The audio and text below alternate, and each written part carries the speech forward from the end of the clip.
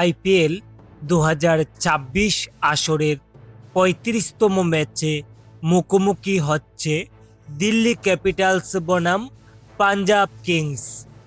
২৫শে এপ্রিল দিনের প্রথম ম্যাচে বাংলাদেশ সময় বিকেল ৪টা এবং স্থানীয় সময় বিকেল ৩টা ৩০ দিল্লি ও পাঞ্জাব মুখোমুখি হবে।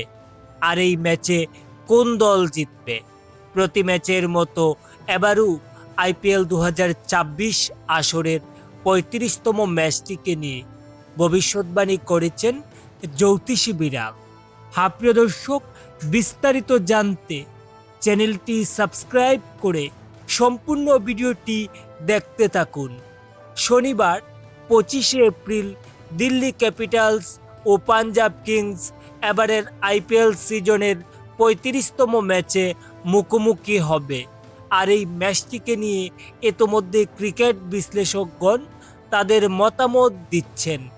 অনেকেই এই ম্যাচে পাঞ্জাবকে এগিয়ে রাখছেন। এদিকে দর্শক, এখন পর্যন্ত আইপিএলের চলতি আসরে দিল্লি ৬টি ম্যাচ খেলে মাত্র ৩টিতে জয় নিয়ে পয়েন্ট টেবিলের ৬ নম্বরে অবস্থান করছেন।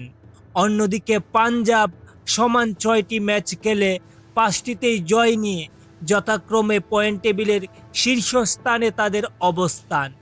এছাড়াও এই দু দলের অতীতের পরিসংখ্যান দেখে জানতে পারি যে এখন পর্যন্ত আইপিএল ইতিহাসে দুদল মোট ৩৫টি ম্যাচে একে অপরকে মোকাবেলা করেছেন।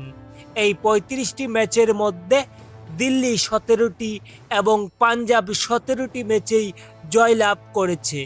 আর তাই তো অনেকেই আইপিএলের ৩৫তম ম্যাচে এই দু দলের হাড্ডাহাড্ডি একটি ম্যাচ হতে যাচ্ছে বলে মনে করছেন।